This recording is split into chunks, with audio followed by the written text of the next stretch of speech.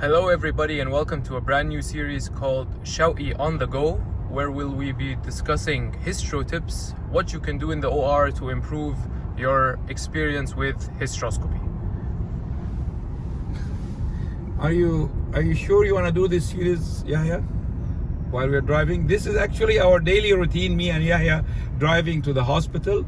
Yahya go to the gym first and I do my routine also workout, and then we drive together to the hospital. It was his idea. I have to give the credit for him. He said, Dad, why don't we invest our time while driving by answering so many of the queries about hysteroscopy.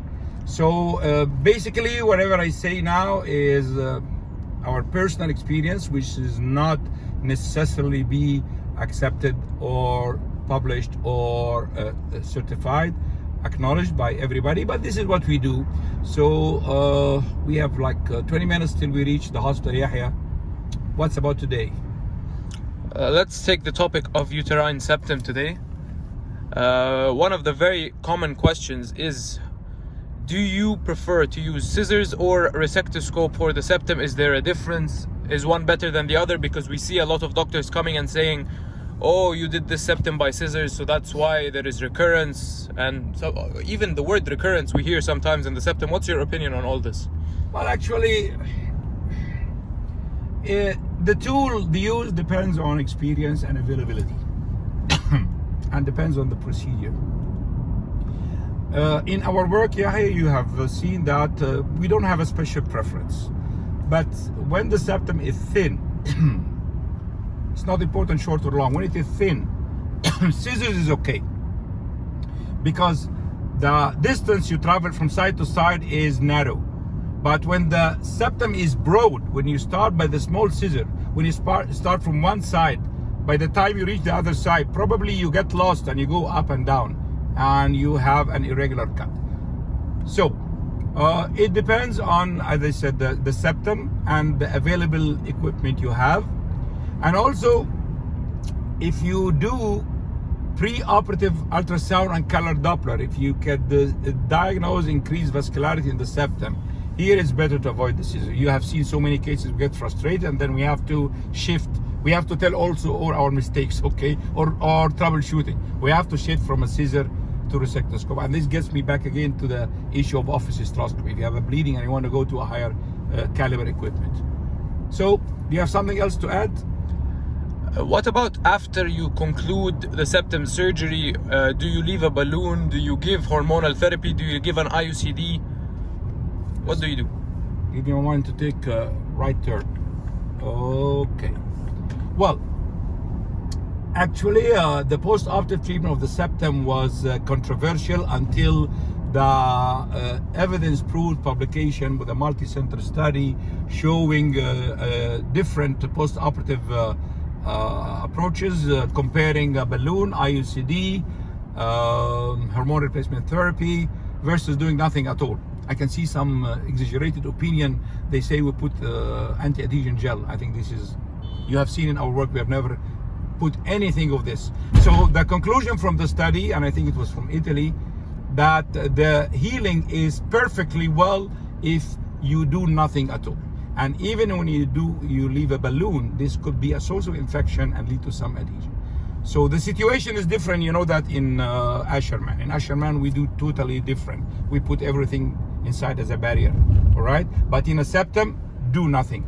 Just do it well. You agree? You like this? So you agree that proper surgical technique is the most important thing to avoid adhesion? Same like with laparotomy. Exactly. Proper hemostasis, proper surgical technique, and planes is the way to avoid adhesions. Are you going to record all the way to the hospital, or we make it a small shots, like 5 minutes each? As you wish. How much minutes we have now? 4 minutes. So we have 1 minute more. Let's make it on the go or on the run, 5 minutes. Okay. Final question. Yes. Bleeding during septum surgery. What do? You start to cut. You get a good view. You are a novice, but you still got a good view. You mean by the scissors? You started to cut whichever. Yeah. But it's more common, of course, with scissors. You get a very nice view. You start your procedure. You think you're and the in the king middle of the world. Of the septum, you have blush and this and you red, cannot see. you what have do you this, do? This strawberry juice view and you don't see, and either you stop or you continue without vision and you end with a complication, or you don't finish the procedure. طب حلها لنا بقى. حلها. Okay. Well, it's all about keeping the distension well. So whenever you start the procedure and you see well, follow on with the same fluid pressure you're using. We're not talking about numbers. You know that Dad taught you that there is nothing called numbers in intrauterine pressure for hysteroscopy.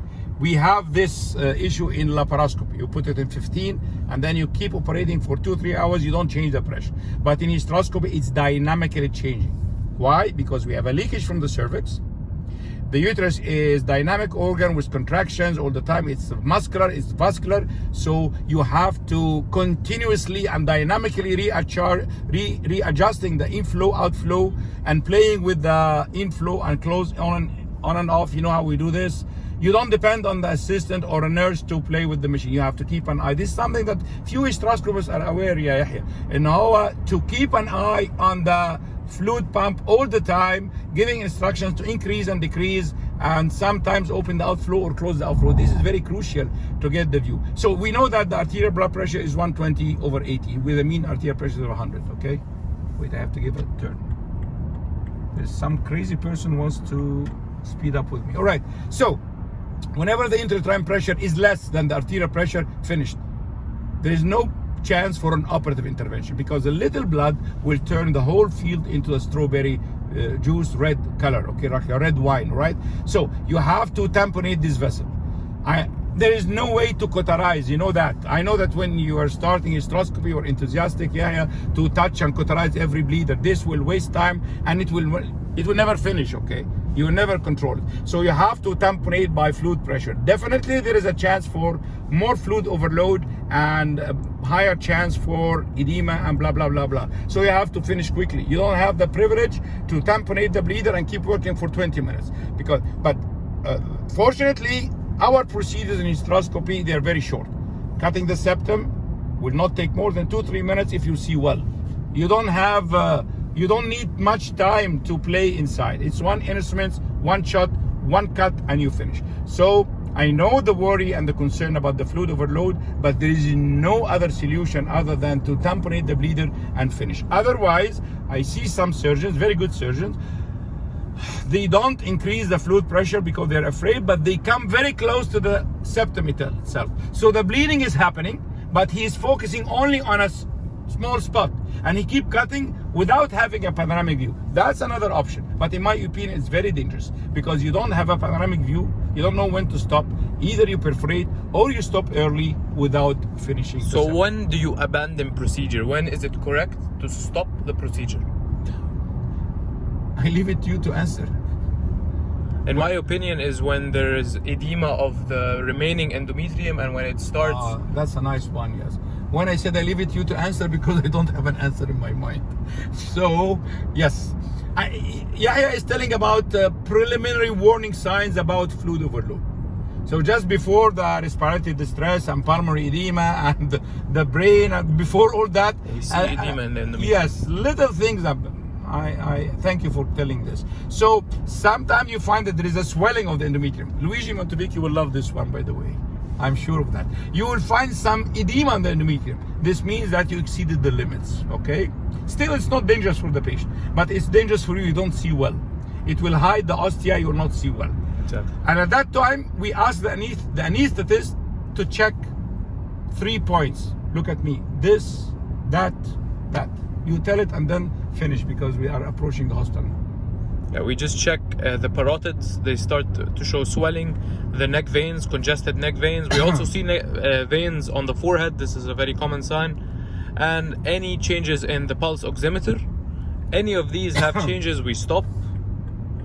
And thankfully it hasn't happened too many times because we know when to stop. So we avoid going into the issue of know your fluid limits. overload. I'm not knowing my limits now because the anesthetist called. He said he is waiting for 40 minutes and we are late. So thank you, Yahya, for bringing this new idea, which is on the run or on the go, giving answers to queries in the mind of our colleagues. So from here, from Cairo, show the traffic jam. So from here, from Cairo, they call it the mother of the world, the cradle of civilization. Actually, this is Cairo, and the pyramids is about how many? About 15 kilometers from here. And this is called the ring road from my house. Cutting this traffic is okay. Hostel is about 5 minutes drive from here. So welcome our friends to visit us anytime. I hope you like the idea of the series. If you like it, give us a click so we will follow on and continue. Thank you very much. Let's go.